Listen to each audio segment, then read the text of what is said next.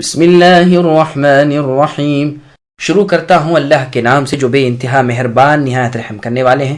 الم نشرح لك صدرك ووضعنا عنك وزرك الذي انقض ظهرك ورفعنا لك ذكرك فإن مع العسر يسرا إن مع العسر يسرا فإذا فرغت فانصب وإلى ربك فارغب۔ اے نبی، کیا ہم نے تمہارے سینے کو نہیں کھول دیا اور تم سے تمہارا بوجھ ہم نے اتار دیا، جس نے تمہاری پیٹھ توڑ دی تھی، اور ہم نے تمہارا ذکر بلند کر دیا۔ سو البتہ مشکل کے ساتھ آسانی ہے، یقیناً دشواری کے ساتھ سہولت ہے۔ پس جب تم فارغ ہو تو عبادت میں محنت کرو اور اپنے پروردگار ہی کی طرف دل لگاؤ۔ سامعین، اب ان آیتوں کی تفسیر سماعت کیجیے۔ اللہ نے اپنے پیغمبر محمد صلی اللہ علیہ وسلم کا سینہ کشادہ کر دیا، یعنی ہم نے اے نبی تمہارے سینے کو منور کر دیا، چوڑا، کشادہ اور رحمت و کرم والا کر دیا۔ اور جگہ اللہ نے فرمایا فَمَن يُرِدِ اللَّهُ إِلَى آخر الآیہ، یعنی جسے اللہ ہدایت دینا چاہتے ہیں اس کے سینے کو اسلام کے لیے کھول دیتے ہیں۔ جس طرح نبی صلی اللہ علیہ وسلم کا سینہ کشادہ کر دیا گیا تھا، اسی طرح آپ کی شریعت بھی کشادگی والی، نرمی اور آسانی والی بنا دی، جس میں نہ تو کوئی حرج ہے، نہ تنگی، نہ ترشی، نہ تکلیف اور سختی۔ اور یہ بھی کہا گیا ہے کہ مراد معراج والی رات سینے کا شق کیا جانا ہے، جیسے کہ مالک ابن صعصع رضی اللہ عنہ کی روایت سے پہلے گزر چکا۔ امام ترمذی نے اس حدیث کو یہی وارد کیا ہے۔ لیکن یہ یاد رہے کہ یہ دونوں واقعے مراد ہو سکتے ہیں، یعنی معراج کی رات سینے کا شق کیا جانا اور سینے کو راز الہی کا گنجینہ بنا دینا۔ واللہ اعلم۔ اللہ تعالیٰ نے محمد صلی اللہ علیہ وسلم کا بوجھ ہلکا کیا۔ پھر آگے اللہ نے فرمایا کہ ہم نے تمہارا بوجھ اے نبی اتار دیا۔ یہ اسی معنی میں ہے کہ اللہ تعالیٰ نے آپ کے اگلے پچھلے گناہ معاف فرما دیے۔ جس نے آپ کی کمر کو بوجھل کر دیا تھا، ہم نے آپ کا ذکر بلند کیا۔ مجاہد رحمۃ اللہ علیہ فرماتے ہیں، یعنی جہاں میرا ذکر اے نبی کیا جائے وہاں تمہارا ذکر کیا جائے گا، جیسے اشہد ان لا الہ الا اللہ و اشہد ان محمد الرسول اللہ آذان میں کہا جاتا ہے۔ قتادہ رحمۃ اللہ علیہ فرماتے ہیں کہ دنیا اور آخرت میں اللہ تعالیٰ نے آپ کا ذکر بلند کر دیا۔ کوئی خطیب، کوئی واعظ، کوئی کلمہ گو، کوئی نمازی ایسا نہیں جو اللہ تعالیٰ کی وحدانیت کا اور نبی صلی اللہ علیہ وسلم کی رسالت کا کلمہ نہ پڑھتا ہو۔ ابن جریر رحمۃ اللہ علیہ کی تفسیر میں ہے کہ رسول اللہ صلی اللہ علیہ وسلم کے پاس جبرائیل علیہ السلام آئے اور فرمایا کہ میرا اور آپ کا رب اللہ تعالیٰ فرماتے ہیں کہ میں آپ کا ذکر کس طرح بلند کروں۔ نبی صلی اللہ علیہ وسلم نے فرمایا اللہ ہی کو اس کا پورا علم ہے۔ اللہ نے فرمایا جب میں ذکر کیا جاؤں، یعنی مجھے یاد کیا جائے، تو تمہیں بھی اے نبی ذکر کیا جائے گا، یعنی تمہیں یاد کیا جائے گا۔ ابن ابی حاتم میں ہے کہ رسول اللہ صلی اللہ علیہ وسلم فرماتے ہیں میں نے اپنے رب سے ایک سوال کیا لیکن نہ کرتا تو اچھا ہوتا۔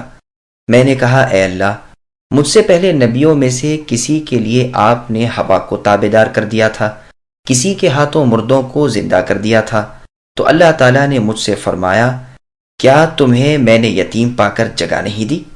میں نے کہا بے شک۔ فرمایا راہ گم کردہ پا کر میں نے تمہیں ہدایت نہیں کی؟ میں نے کہا بے شک کی ہے۔ فرمایا کیا فقیر پا کر غنی نہیں بنا دیا؟ میں نے کہا بے شک۔ فرمایا کیا میں نے تمہارا سینہ کھول نہیں دیا؟ کیا میں نے تمہارا ذکر بلند نہیں کیا؟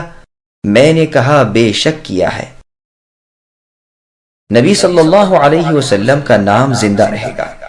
ابن عباس رضی اللہ عنہما اور مجاہد رحمۃ اللہ علیہ فرماتے ہیں کہ اس سے مراد اذان ہے، یعنی اذان میں نبی صلی اللہ علیہ وسلم کا ذکر ہے، جس طرح حسان رضی اللہ عنہ شاعر رسول صلی اللہ علیہ وسلم کے شعروں میں ہے اغر علیہ للنبوة خاتم من اللہ من نور یلوح ویشہد وضم الالہ اسم النبی الى اسمہ اذا قال في الخمس المؤذن اشہد وشق له من اسمه ليجله فذو العرش محمود وهذا محمد۔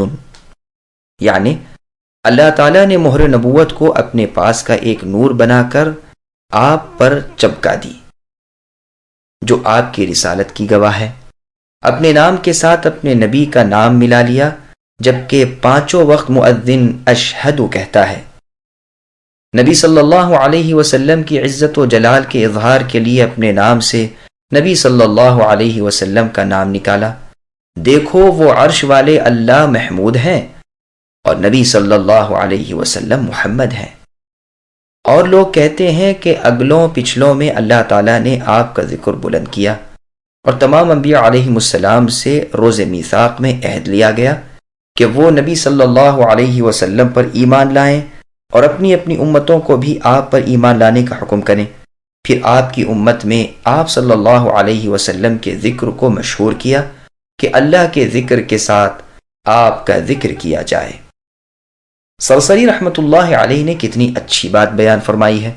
فرماتے ہیں کہ فرضوں کی اذان صحیح نہیں ہوتی مگر نبی صلی اللہ علیہ وسلم کے پیارے اور میٹھے نام سے جو پسندیدہ اور اچھے منہ سے ادا ہو، اور فرماتے ہیں کہ تم نہیں دیکھتے کہ ہماری اذان اور ہمارا فرض صحیح نہیں ہوتا کہ جب تک کہ نبی صلی اللہ علیہ وسلم کا ذکر اللہ کے ذکر کے ساتھ ساتھ بار بار اس میں نہ آئے۔ پھر اللہ تبارک و تعالی تکرار اور تاکید کے ساتھ 2 دفعہ فرماتے ہیں کہ سختی کے ساتھ آسانی، دشواری کے ساتھ سہولت ہے۔ سختی کے بعد آسانی۔ حسن بصری رحمۃ اللہ علیہ فرماتے ہیں کہ لوگ کہتے تھے کہ ایک سختی 2 آسانیوں پر غالب نہیں آ سکتی۔ امام شافعی رحمۃ اللہ علیہ فرماتے ہیں صبرا جمیلا ما اقرب الفرج من راقب اللہ فی الامور نجا من صدق اللہ لم ینلہ اذى ومن رجاہ یکون حیث رجا، یعنی اچھا صبر کشادگی سے کیا ہی قریب ہے۔ اپنے کاموں میں اللہ تعالیٰ کا لحاظ رکھنے والا نجات یافتہ ہے۔ اللہ تعالیٰ کی باتوں کی تصدیق کرنے والے کو کوئی ایذا نہیں پہنچتی۔ اللہ سے امید رکھنے والا اللہ کو اپنی امید کے ساتھ ہی پاتا ہے۔ ابو حاتم سجستانی رحمۃ اللہ علیہ کے اشعار ہیں کہ جب مایوسی دل پر قبضہ کر لیتی ہے اور سینہ باوجود کشادگی کے تنگ ہو جاتا ہے، تکلیفیں گھیر لیتی ہیں اور مصیبتیں ڈیرا جما لیتی ہیں، کوئی چارہ سجھائی نہیں دیتا اور کوئی تدبیر نجات کارگر نہیں ہوتی، اس وقت اچانک اللہ کی مدد آ پہنچتی ہے اور وہ دعاؤں کے سننے والے ہیں۔ باریک بین اللہ اس سختی کو آسانی سے اور اس تکلیف کو راحت سے بدل دیتے ہیں۔ تنگیاں جبکہ بھرپور آ پڑی ہیں، پروردگار معاً کشادگیاں نازل فرما کر نقصان فائدے سے بدل دیتے ہیں۔